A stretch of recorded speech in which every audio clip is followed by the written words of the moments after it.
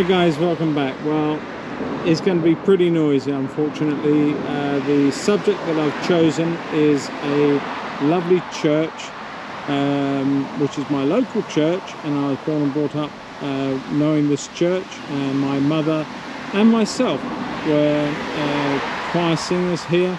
I as a child, my mother all her life pretty much, and I just wanted to come here and do a sketch of that. Now what I've got...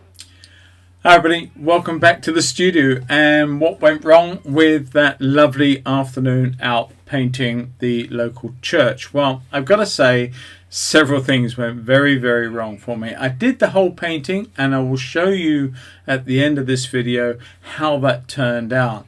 But during the course of, there was so much road traffic, and I was trying out a new way of filming with using a GoPro on a chest mount, and the problem with that was that every time I moved, so did the camera, and it made for quite a nauseating, certainly from my point of view, way of showing you this. So I felt that the only way I could do this was to intersperse the two films a little bit and to repeat the painting, but back in the studio, because obviously time has moved on, and I felt that I would just do it here, have another go at it, and you never know, I might even make it better, or I could make it a lot worse. But I'm certainly going to have a go at doing it again, and I will refer to little snippets of the last one at different times, and certainly all the B-roll that I took during the course of that filming. So sit back, I hope you enjoy it, and yeah, we'll talk on the other end. Catch you all soon. Okay, so as I was doing on the day of the plein air the other day, I was using the Etcher Labs block paper. Now this is a 16 sheet A4 100% wood pulp paper. Now, as I've said before, I normally only use 100% cotton, but they asked me to use this if I would try it out and give an opinion. I did, and I really do like it, I've got to say, and it is well worth using, and it does cost a lot less than cotton rag. What I used before was the Fude nibs in this one, and my sailor pen. This is the Hong Dien, and then I got the sailor pen. Both of those are Fude nibs. But what I think I'm going to be using today, unlike the other day, is that I'm going to be using my two Noodler Ahabs. Now these can be bought from in England by going to a website called Pure Pens, and they have the full selection pretty much of Noodler and inks and everything there you need to sketch with and to help you along. The Diatramentus document ink, and it is waterproof, and it is certainly good to go in any fountain pen. A lot of people use it. It's a well renowned ink, and it is, as I say, waterproof. Now in the second one, this one, I have this ink. Now this is Parker's Quink ink, okay, and I don't know if it's well, it's Quink on there, Parker's Quink ink. I don't know if that camera will pick it up. There you go, a little better. And that is black, but it is water soluble, and being that it is water soluble, I can't even say it properly, water soluble ink, what will happen is as you add water to it during the course of any drawing that you've done, the inks will split into the component yellowish color and blue color, and can give you some quite exciting effects, especially if you blot them off during the course of being wet. So right, let's get on and let's take a look at painting Dymchurch Parish Church, St Peter St Paul Church Mark II. Wish me luck. Let's see how we get on. All right, now I'm going to plot this a little bit, and I want to, as I did before, I want to sort of suggest where the top is, somewhere there. And I'm going to put very faint marks on. I don't want to sort of go headlong into this and make huge mistakes. So I'm treading carefully.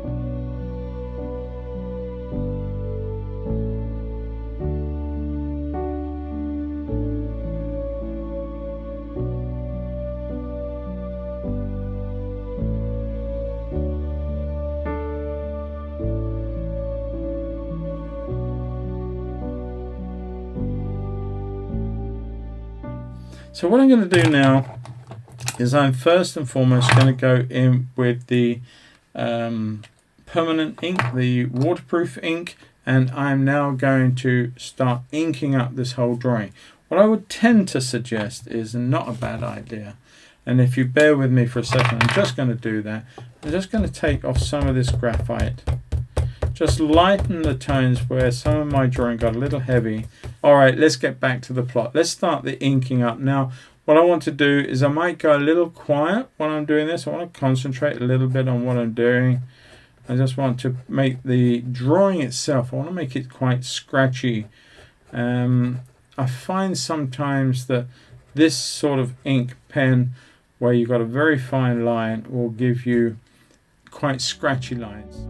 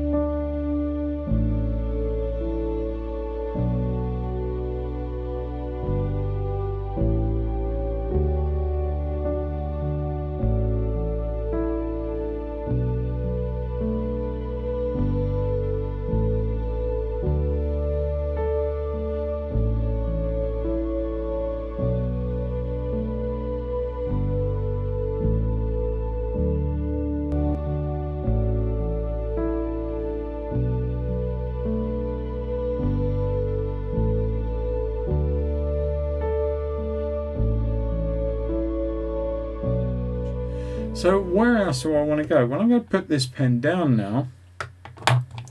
What I'm going to do is I'm going to come back with my ink that will actually flood with water. And I'm going to look at a few places, like the nice area under here. It would be nice to have an inky watercolor effect. I'm going to put thicken this line up on this eave of this root. Not by doing that I won't, but let's just try and keep our pen in the right direction, and a little bit through there, maybe under here. Can add some. All I'm doing is just thickening up the areas, and then when I put water to some of that, as long as you remember where you put it, you will in effect give yourself some extra lines that will come down and give you some lovely effects.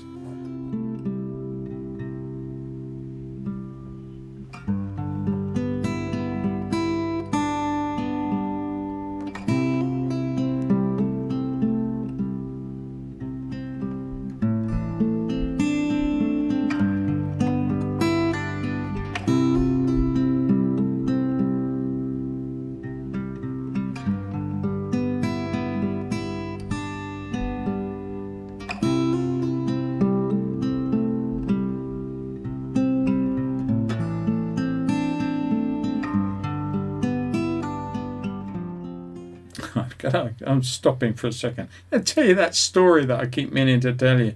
That story, I forget the actual age of this church. It is over a millennia, I think, in age, or thereabouts. But back in the days of the Crusades, returning Crusaders would stop off at different places, and several stopped at Dymchurch. And if you go in on the stonework, the dressed stonework around the inner entrance door, you will find one of the returning knights have carved into the stone the cross of the Templar Knights. There's a certain shape to it, and it is unmistakable, and it is there to this day, which is beautiful. I think it's well, that's had a few minutes to dry, and I think we're good to go. So I'm going to use my watercolor wash brushes. Now these are normal handled ones, they're synthetics, they're Rosemary & Company. They're not the synthetic red dot ones that I've normally got, but they're packed away in my other plein air kit. But they represent the similar sort of sizes of the ones that I carry and painted with the other day. That's why I've chosen to use these tonight. So let's just come in and clean the brush through, and we're going to look at the sky. It's a lovely blue sky, and I'm going to mix my cobalt down. Lovely cobalt blue. I should have wet these up, but again my spray bottle is not beside me, so I can't actually do that. Normally I would just go spraying over the top of these and just get them releasing some of their pigments and getting ready to use them. Now I've gone in with the wrong blue. There you go, there's the right blue. Let's put a little bit of phthalo blue into that mix. So we've got a little bit of all three blues in there, but make sure you make enough to do the job. That's the biggest thing. So often or not, we don't ever mix enough pigment to do the wash that we chose to start off with. And you don't want it so thin, you don't want it so thick either. This is a little bit like, maybe a little bit stiffer than tea, but it's not wishy-washy. Actually, it's more than tea. It's more like a sort of thin, creamy consistency. But it's not, it's now more like tea. There you go, it doesn't matter. Have some fun with it and play around. I'm just going to go straight in with my wash now, and I just want to put that over some of my trees.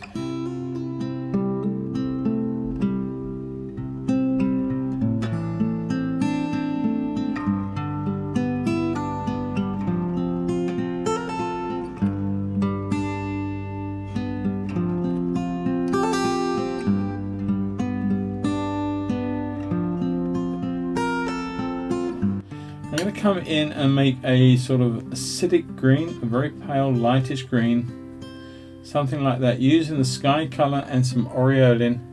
I'm just going to run that in.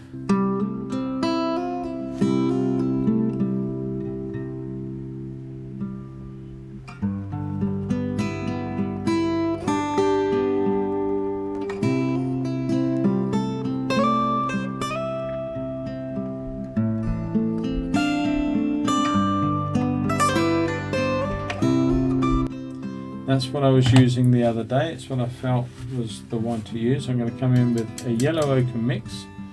Right, it's got a little grubby in this area, but we're going to use that anyway. Quite a thin, weak mix.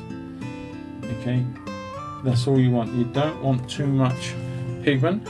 And all I want to do now is, while everything else is drying, and leave a little bit of a white edge there. I don't want to take that all the way up to the trees, because what's going to happen is it's just going to bleed in. Take that all the way through my stained glass area, all the way through there, and well, quite literally all the way up there as well. You don't need to worry. And take that all the way through the whole area. Look at that.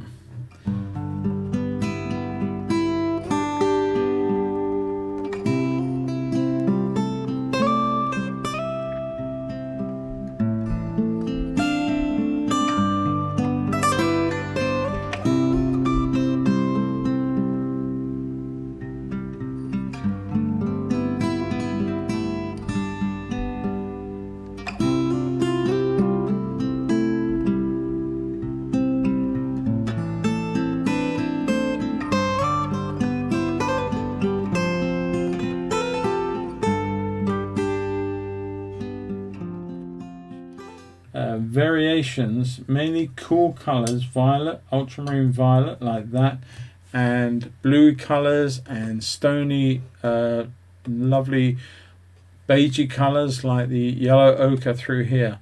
And I don't want to kill the colour, I just want to put in some warmth as well. It's looking a little bit drab. I'm going to drop that little bit of ochre into some of them just to freshen them. You can leave little bits of highlight between some of them should you wish to do so. You don't have to go right up to your lines. You can really play around with this idea of putting little extra shapes in and just stopping short of the next one, and you'll be amazed at how that will change what people see.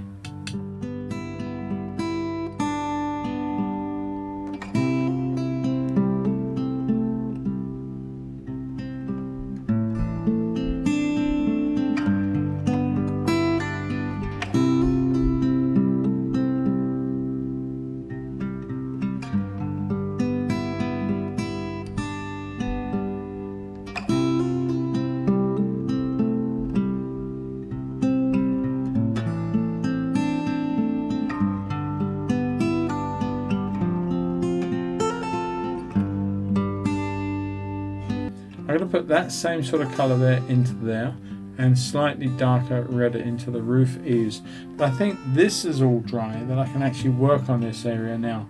So let's come in for some raw sienna. Once again, it's a colour that I didn't use the other day, but I am going to be using in this one. I just want to come up in here and put a simple colour onto my roof up there. Take the same colour through here.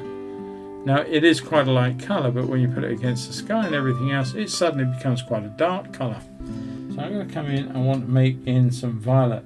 Now in fairness, this is a colour that I do not carry in my small watercolour set, so to be using it is an extra choice than the one that I had actually plein.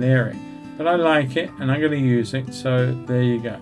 Now run that down all the way through as a simple wash idea to create my roof.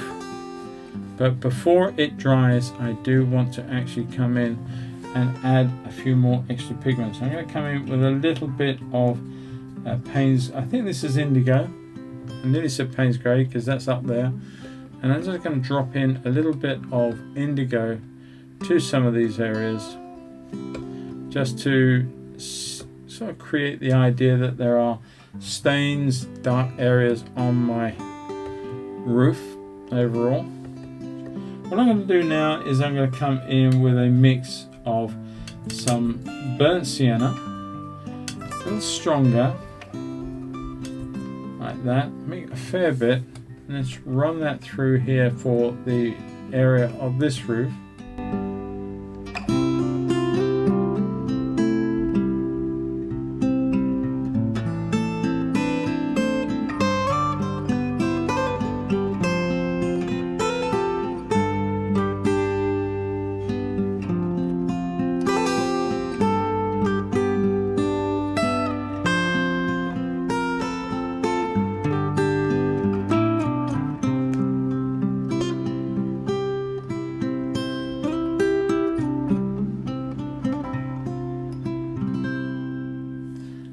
now I'm going to add water in here. I just want to put pure water in.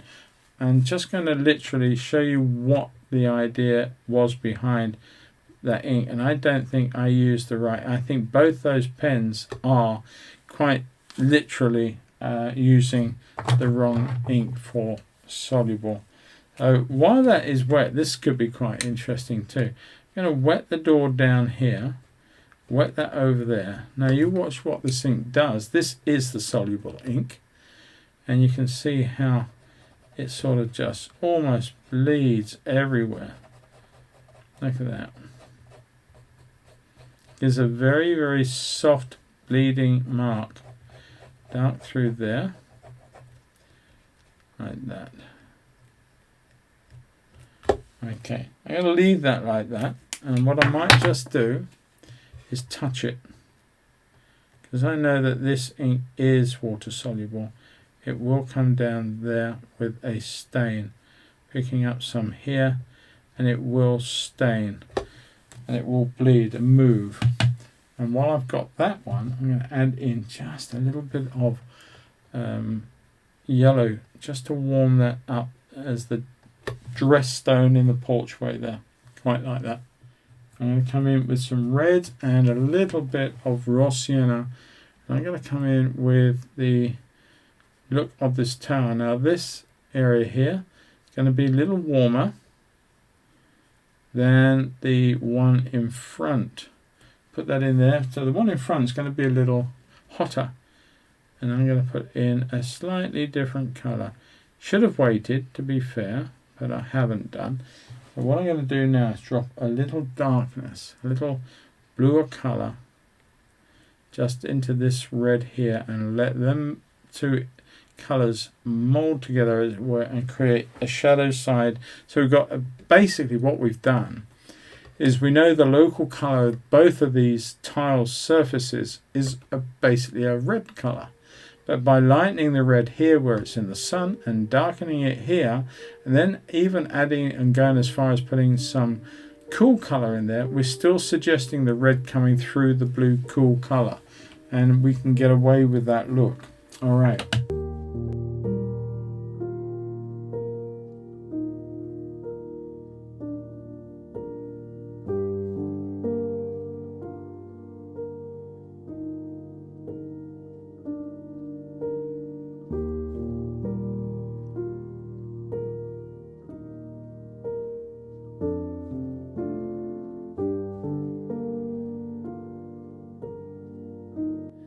And I'm just going to thicken, while this is still wet, just going to thicken up the degree of shadow on there and through there.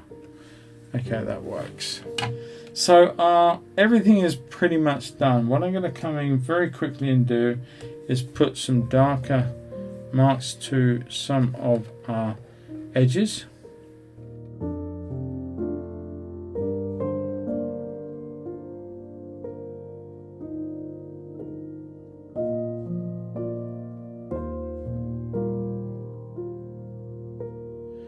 Drop that little yellow in there, down these areas here and here which haven't been painted yet, but they're quite buffy coloured, dressed stone, and they work with these ones coming down through here like that. Here I'm going to use my Aureolin, I'm going to use some of my Phthalo green. That's the colour I used on the day. I'm going to use it again so that we keep a very similar aspect.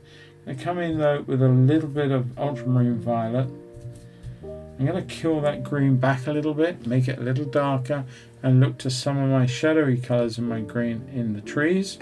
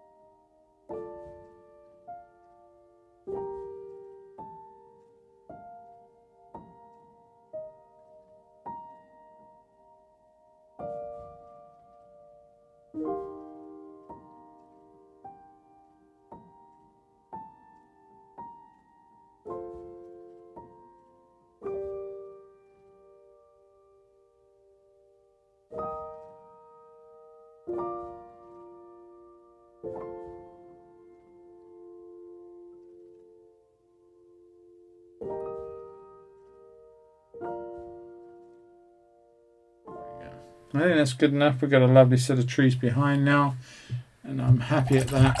But I'm going to use the same sort of greens, but first and foremost I want to put in quite a light green. Now the grasses were in full sun, and I want to put a lot of aureolin into my green, and I want to run that through these areas.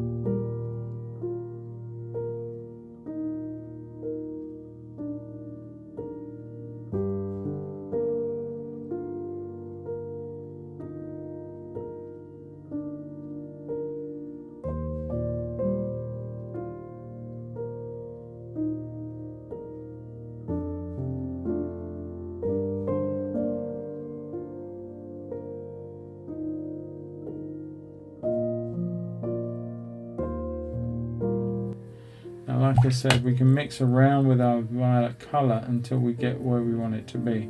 Now that's looking a little violety, little purpley. If you think too much, add a little bit of yellowish green into it. Knocks it back to a grey. And we're going to come back in, and I just want to deepen some of this in here once more, adding a little bit more into there as it comes down, a little stronger.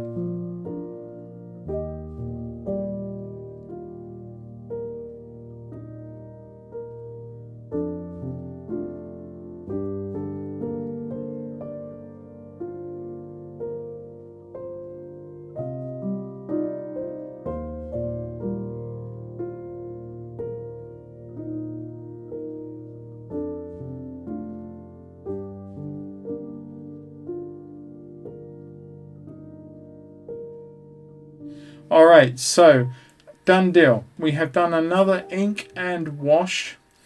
We've done a, in theory, an urban sketchy type drawing, and we've done a lovely ink up of the process, and then we've done the watercolour washes on top, and we've made of it what we can. Now I will, as I say, at the end of the film, I will put the pictures side by side for you to see, judge, look at, enjoy. Okay everybody, so that completes the second version of the church at St Peter St Paul in the parish of Dymchurch. Now I had a lot of fun doing it, and I've got to say I had a lot of fun doing the first one too. It was just the footage that I made and the resulting footage just wasn't good enough to put together and edit into a film that you would enjoy watching. So I chose to do some extra work and complete another painting completely from scratch, and I will put the line art over on my Patreon for you to go over. You don't need to be a patron to do this. Just pop on over there. As with all my videos on YouTube, you're free to download the reference, the photo and the line art, and have a go at yourself.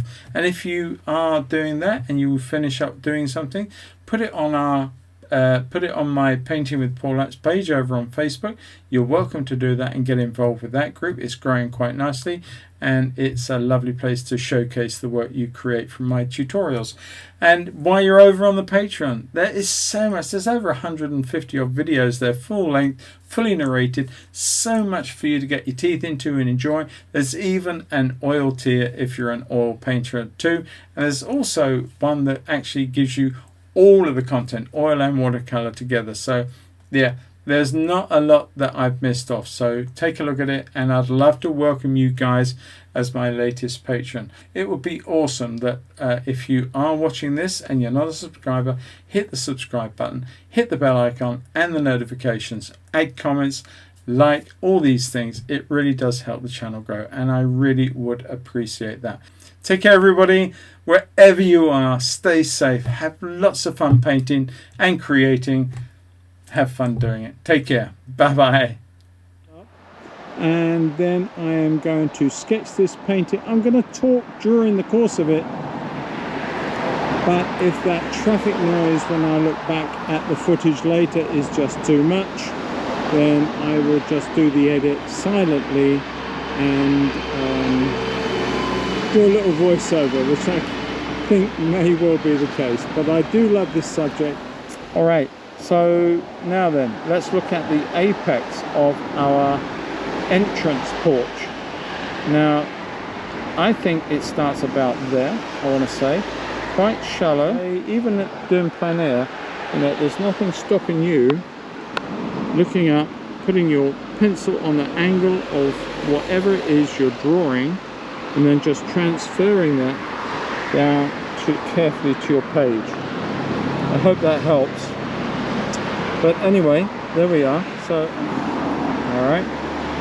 Now we can run our roof line in through there. Not looking for straight lines, don't worry about it. Going to thicken up that line, and this is where the Phthalo nib comes in. Get that down through there like that. Look at this one here, little apex on the top of that. You want to get that nice little point to the top of these. Okay. Now I'm going to try and put in a little sort of floret shape that these have, like that. There is a definite yellowish around that sort of stone there. I'm just going to drop that in.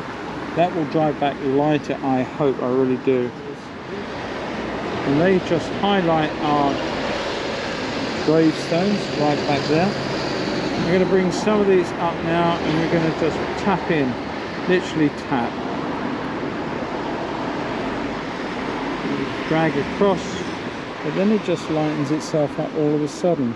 So there are sort of a lot more areas of open, beautiful lemony greens coming through at this point. Put that through there. Now, I'm not going to take them as far over as this traffic has been constant, but then I knew it would be. But hopefully you've got something from this that you can actually take on in your own work and get something from it. I hope you've learned something from it. And I'm going to start packing up now and think about going somewhere else. Certainly a bit quieter, I hope. That's the aim. Alright, catch you all very, very soon. Take care. Bye-bye.